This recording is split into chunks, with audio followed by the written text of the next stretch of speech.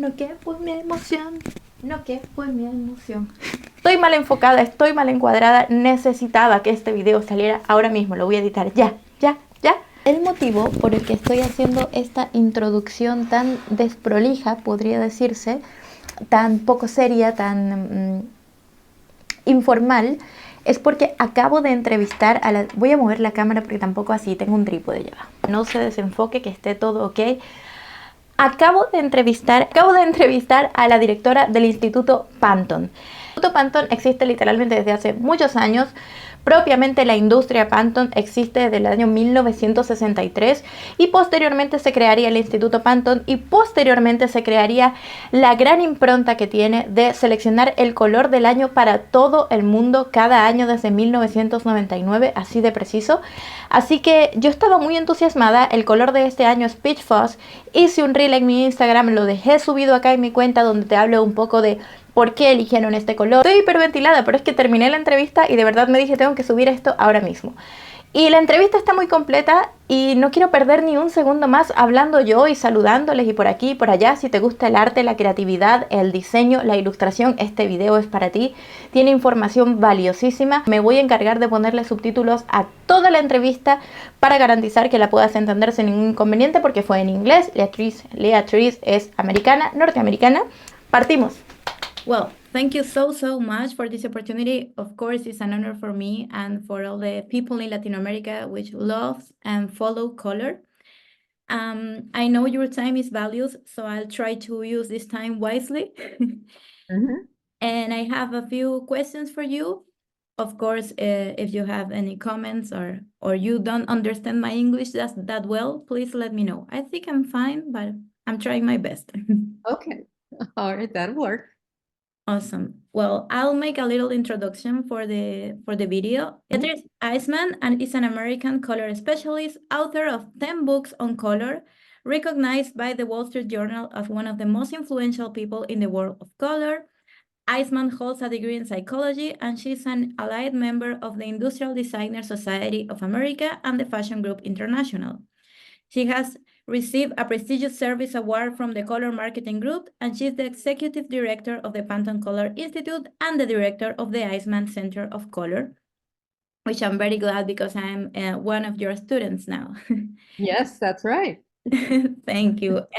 First question is, how were your beginnings in the study of color? Well, of course, I think that anyone who loves color and is interested in color or works with color will relate to this in the same way that I did. And it starts very early in your childhood. You know that you have this attraction to color ever since you're a child. It doesn't mean that you have to be a great artist or painter, but it simply means that you have an appreciation of color. You love to play with crayons or paints when you were a child, even if it was just scribbles on a piece of paper. And I think if you got encouraged to do that when you were a child, as many parents will do, I certainly did. And when you're encouraged to be artistic or appreciate art, you're more inclined to grow up with kind of a predilection to that idea of color. So it starts in childhood, but then as far as education is concerned, when you have that interest, you realize that you need to educate yourself more. And so when I went to college, I took every design class I could possibly take, every color theory class I could take. And then ultimately, I realized that the psychological aspect of color was equally as important as the aesthetic value of color. And so I studied in great detail psychology, and I was allowed to do what they call a practicum, which is a theme that you write about. When I attended a special course at UCLA in Los Angeles, California, and I gained an awful lot of knowledge through that. Different techniques for understanding how people feel about color, getting to practice with real people as to what their relationship to color was. And then, of course, in my professional career, we've been using color word association studies for many years now. And that keeps us aware of how people feel about color and changing concepts of color, because that's important to know too. Yeah. Well, that's beautiful and pretty honest from you, because it's like, oh, when I was a child, I loved colors, and this is just like that sparkle that comes without life after. And that comes to my second question for you. You have a lot of experience. I could say that you are like the woman who knows everything about color. Do you still studying? There's something you think you could ever still learning on color? Absolutely. You never, never, ever stop learning. And I'm researching all the time because of the work that I do on color forecasting, because of the classes, like the class that you're taking, where it is important to stay on top of any new studies that might be coming up. Is there a changing attitude about color that might be caused by world events or trends, or various other reasons why people might change their opinion about color, or the general perception of a color might change? And I try to look at this from a multicultural standpoint. We know that different cultures may have certain likes and dislikes, or what we call taboos about not using certain colors, or in certain cultures, there are colors that have specific meaning. But we also have to take into account that today, everyone has access to more information about color. We can use certainly any information that we find online, but we have to be careful that it comes from reputable sources. And to me, that's one of the biggest problems. I mean, it's wonderful that we can research anything and everything on the internet, but at the same time, it can pick up falsehoods, or what we might call urban legends, which means that certain beliefs are passed on, even though they may have no validity. And that is very important. So I have to stay on top of that, so that the information that I can give to you and to other students, and to the people who come to hear me speak, or to the interviews that I do on the media, that I am sure that everything is accurate and up to date. Yeah. Well, that takes me to other question that I just wanted to ask you, and it has a relationship with this, and it has been spread. Oh, sorry, that's my little baby. It has been spread through platforms such as TikTok or independent articles on the internet that the world is increasingly less colorful. Is an increasingly less colorful place. Do you think this is true? Are we running out of color?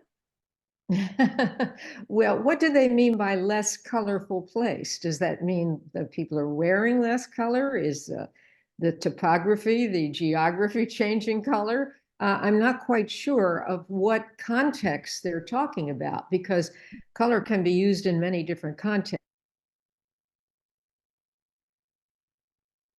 I need to have more specific information about what the question means.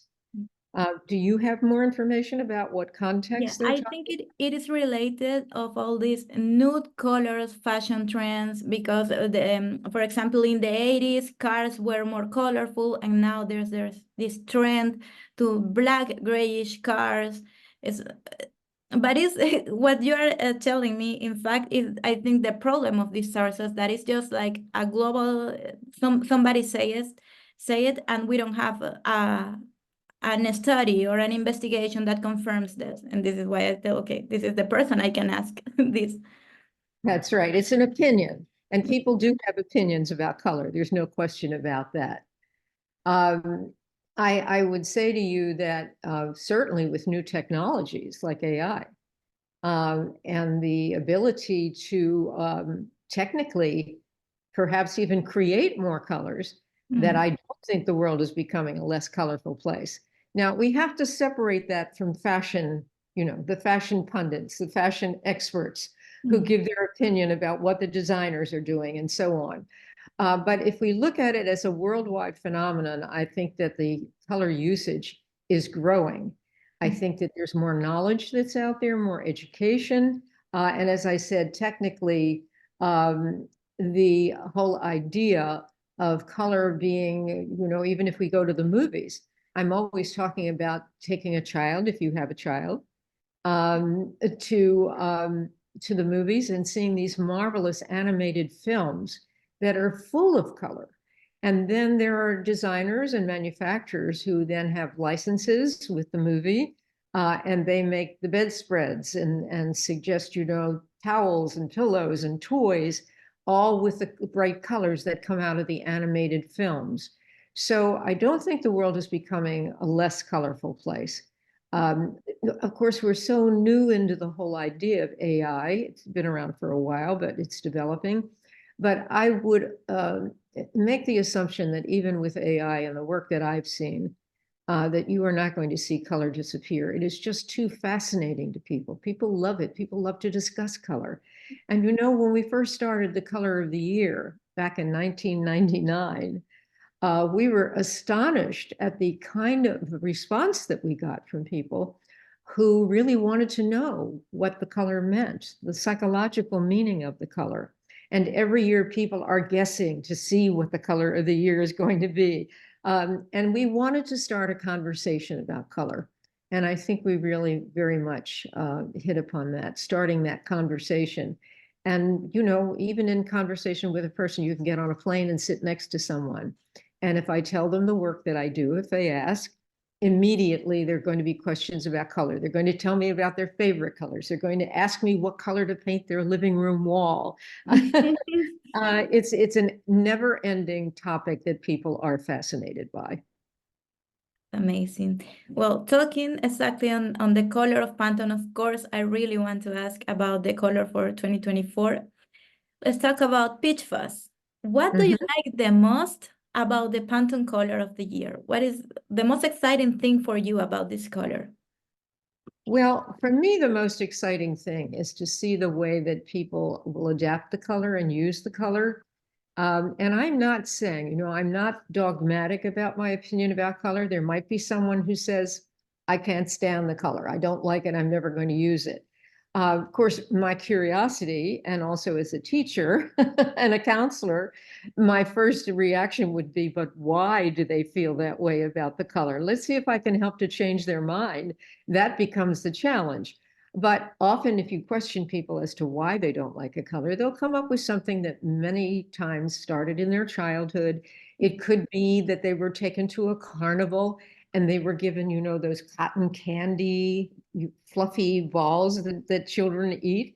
And maybe they ate too much of it and got sick as a result. And so it's a very negative response that they carry around about peach fuzz. But I will tell you, as far as our choice is concerned, going back to your question, we really try to look at the feelings that people have. What are the moods that the color projects? How does peach fuzz represent what is happening on a socio-ecological plane as far as the rest of the world is concerned? And most people will react to peach, and particularly peach fuzz, very, very positively. It's a very tactile color because of the name, of course, peach fuzz. You want to reach out and touch it. And of course, touching and wrapping yourself in a color can feel very much like you're in a safe place, in a sanctuary. You hug yourself in a peach-colored garment. Another reason is that it is a color that represents empathy and compassion, something that we know is very much needed in the world today. And people are striving to feel good about themselves and about life in general. And this is a color that does highlight that. It's a very warm color, and people are attracted to warmth. For example, if you should use it in the home, and people would say, oh, I love your house. It's such a warm place. I love being invited to your home. Of course, it's seen as a compliment. So there are various positive reasons that we chose the color. And as I said, most importantly, even though we look at many different worlds of color, from fashion to industrial design and so on, still, what we look at is, what does the color mean? What does it say to people? How does it make them feel? And if it's a negative feeling, how can we change that attitude? That's beautiful. It's very poetic. Mm. How do you give a name to a color. In the case of peach fuzz, it's very descriptive. I mean, the color is so similar to the peach fuzz that it's like literal. But how do you give a name to a color? I think it's such an important task.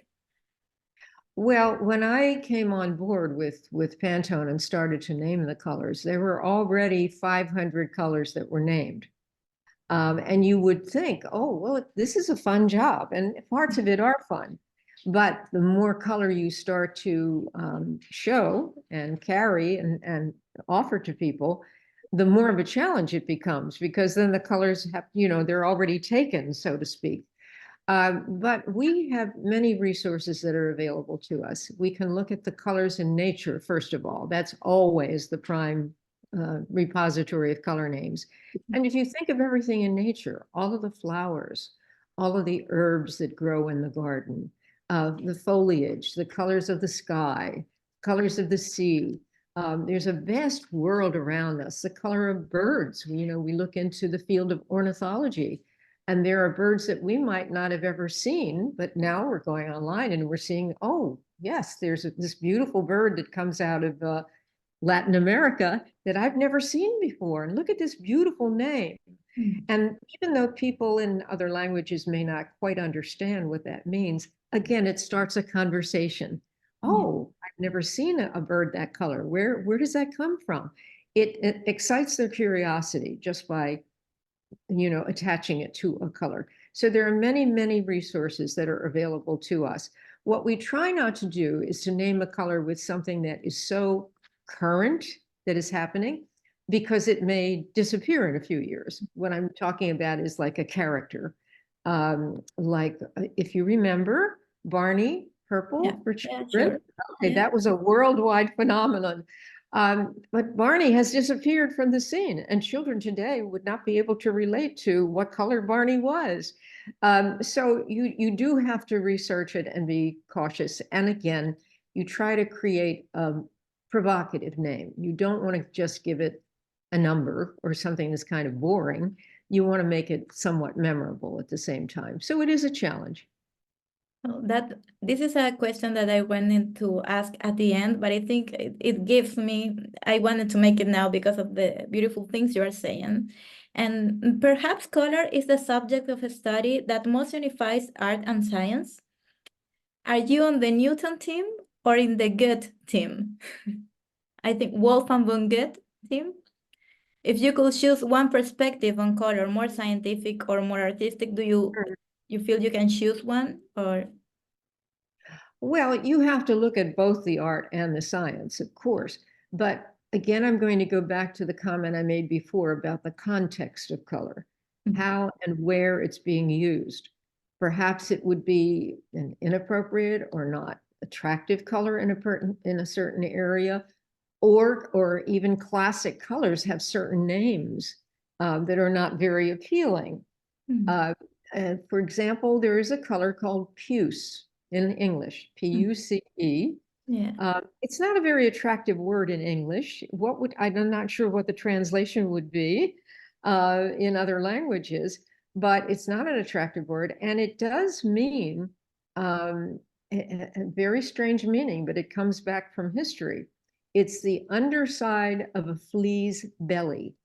Okay. Very strange. It's an insect's belly. Yeah. Well, that's not very appealing. And yet, when the color was first named, it was a very classic color. And that's what it described. So it may not describe the most picturesque or the most beautiful, but there was a reason that is attached to it. Now, even though some people might consider that negative, we look at the color and we say, oh, that's like a kind of deep red. It's very rich looking and kind of earthy rich. I like that color. If we change the name and called it something else, perhaps you'd like it better. But you see, it's a color that you might say, oh, I'd love to have a sofa in my living room in that color. I would love to have a blouse in that color. For a man, they might say, oh, that would make a nice tie color. So if you can think of it in terms of how and where you're going to use the color, even though it may seem negative to begin with, if you can just show people the color first and not even attach the name to it, so that they can, you know, decide whether it's a color they appreciate or not. And if they don't, again, from a psychological standpoint, we try to examine that reason. Why don't you like the color? What is the negative? Let's talk about it. And maybe we can convince them otherwise. That is awesome. Well, I think that talking on color, it requires some strength because you make statements on color. And our world is very disparate between men and women, although this is changing in the world of marketing, design, or advertising. There is a notable influence of men. Mm-hmm. Has it been difficult to be a woman being the executive director of the Pantone Institute? I will tell you, it was in the beginning. I can remember going to meetings and, you know, and I was invited because some people, particularly the designers in a particular company, want to bring people in who they know understand color. And if you're talking to a group of engineers, and I can remember going to a company and all the men sat with crossed arms and sat back. Their body language told me that they really, you know, weren't so happy to have a woman there giving her opinion. But I persevered. And over time, we saw that the attitude started to change. And now a woman, as a color consultant, can walk into an office anywhere and she is accepted. I don't think, you know, again, it depends. Some of the men in the group might, you know, not feel that way. But that feeling has changed. And I think that women have definitely gained stature and importance in the field of color, as they have in other areas too.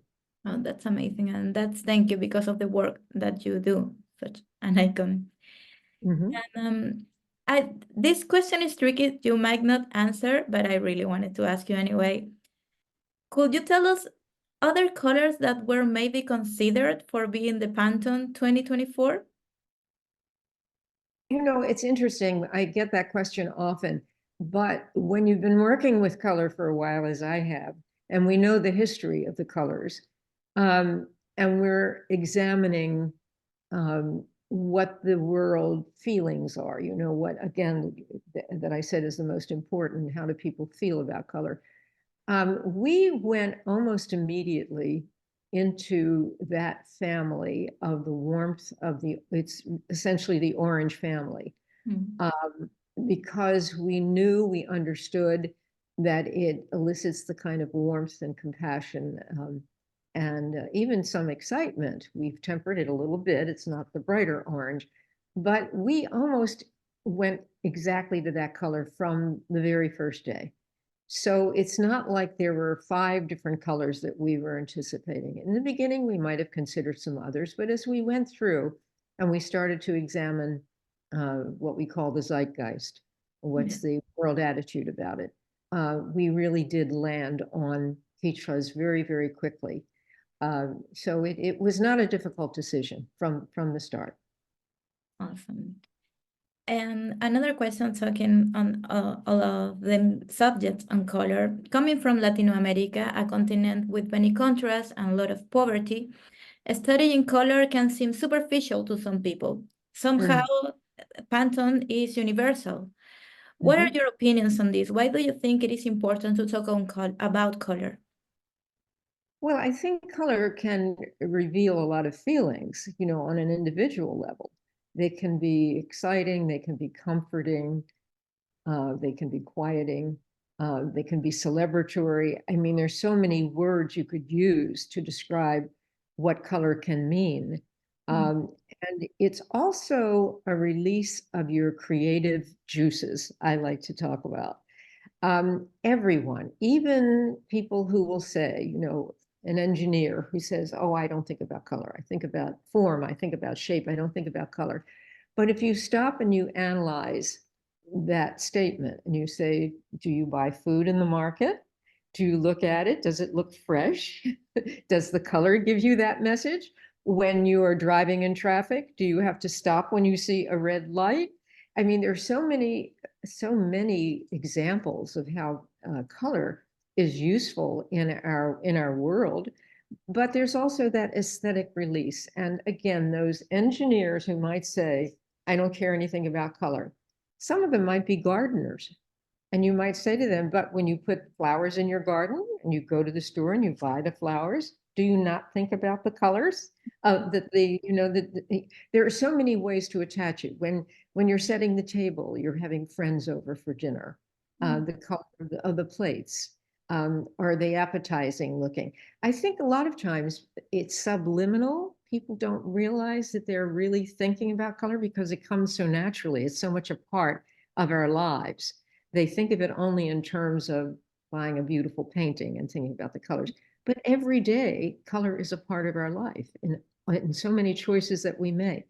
So I do see it as a continuingly fascinating subject, and we have to look at the practical side as well.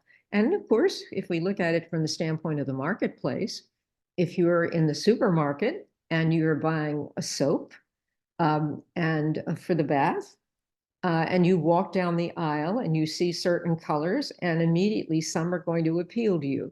You're going to look at the packaging and say, oh, I'm sure that smells very nice, or it's going to be soft against my skin. Again, peach fuzz would be an example. Using the peach fuzz as a color on the packaging would be very inviting.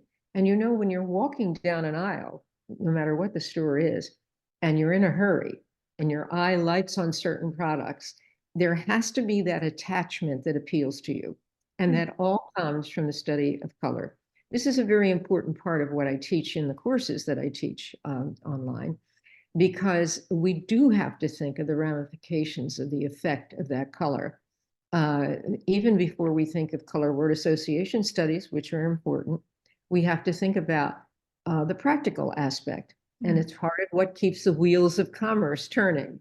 And color is a very, very vital part of that. Color, form, shape, but color always comes first as to attracting people's eyes. That's amazing. Well, currently, I feel very proud to take your color and design online course because it is amazing learning for you. And it's curious because we might think that internet is full of information, and everything I have read, I haven't found it in other sites or on other books. So as a director of the Iceman Center of Color, how did the interest in doing online courses arise? Well, I would do presentations, and invariably people would come up to me from various organizations, schools, universities, any place where I would talk. And invariably people would come up and say, oh, I want to learn more. I want to learn how to do what you do. How do you do that?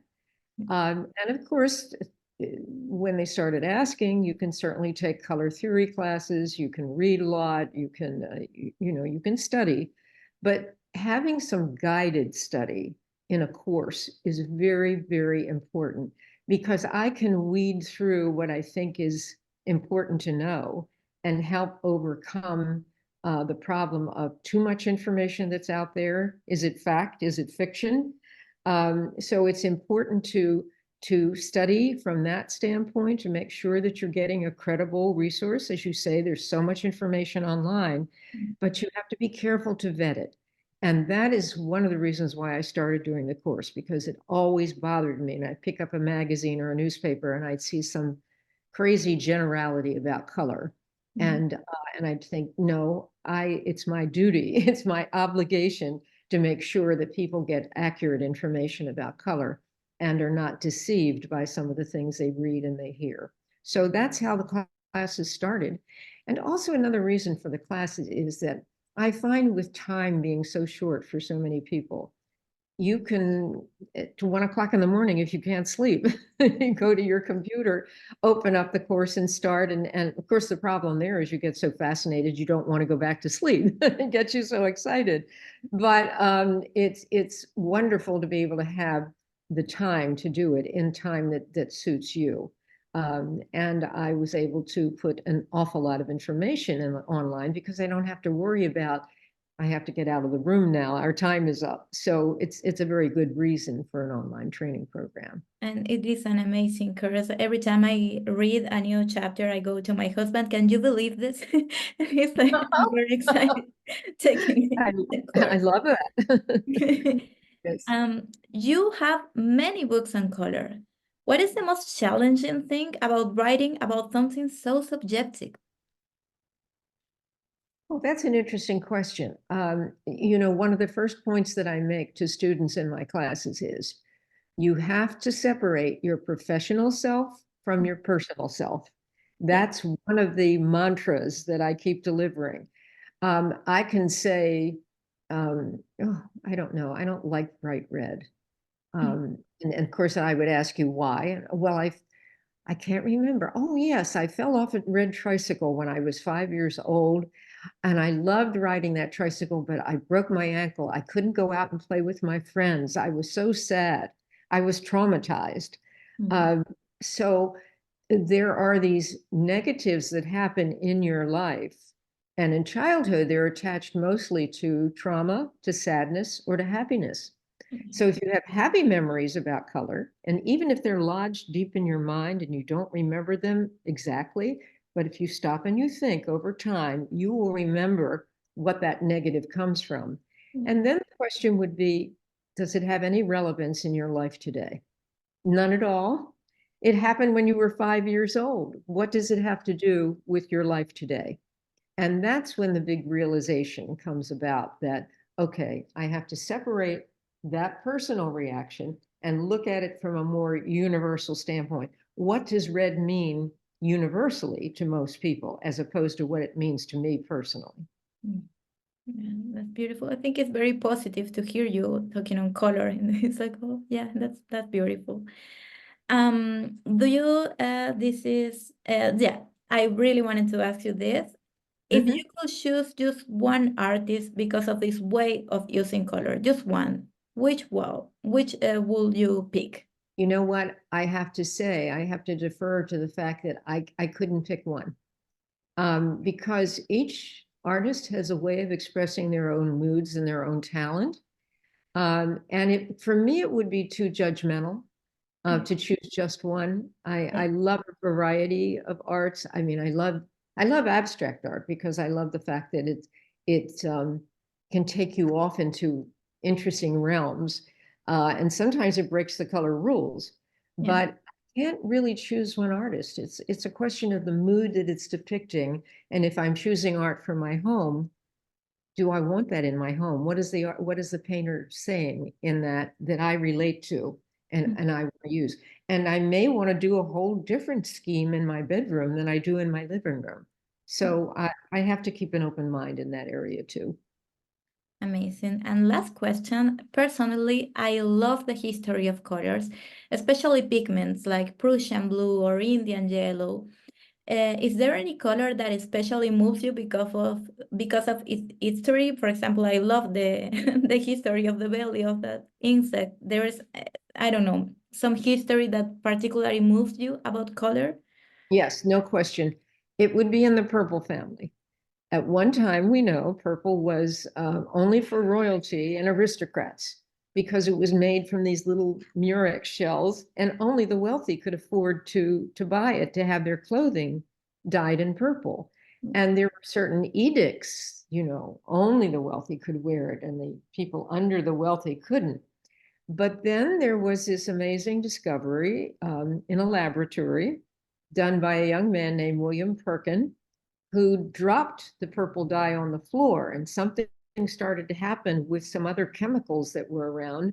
And out of it came this amazing purple dye that would be much more affordable than even the common people could wear. And it changed color drastically because then when the purple was discovered, oh, maybe there are other ways to make colors so that they're less expensive. And so technology, the machine age came in, and that caused a huge jump in the way the color was used and who could afford the color. So today, anyone can wear purple, and it's at every affordable price level, some of it at designer level, very expensive. But at the same time, you can buy a pair of sandals or a belt or something inexpensive, a t-shirt in a marvelous purple color. So it's available to everyone. That's amazing. Well, we have 5 minutes left before the meeting closes. So Mhm. I really wanted to talk about the courses. You have the online courses. People can go for every part of the world, right? It's online. Yeah. Yes, exactly. Yes. We're even working on a course now that's going to be shown in Korea, South Korea. So we encompass the world. We have it in Portuguese. We have it in, we're working on it in Spanish. It is something I really want to share with the world. Of course, I know there are many English-speaking people, but we want to get as many languages involved as possible because there are people who love color all over the world, and they should have the ability to tap into a course and to be able to take it to learn more. Going back to your question, which I loved, do we ever stop learning? No. Absolutely not. If you think you know everything about a subject, you're in trouble. Yeah. Whatever the subject, because there are so many things that keep expanding our minds, and the technologies that allow us, that enable us to appreciate the fact that there's more to learn. No, thank you so, so much for this opportunity. I'll put the links to the courses just right here. And I want to say that also I can practice my English because since you can read, you can translate. So it's like a double learning for me. Yeah, that's true. That's a very good point. Yes. Yeah. Well, thank you so much. I'll You're stop. very welcome.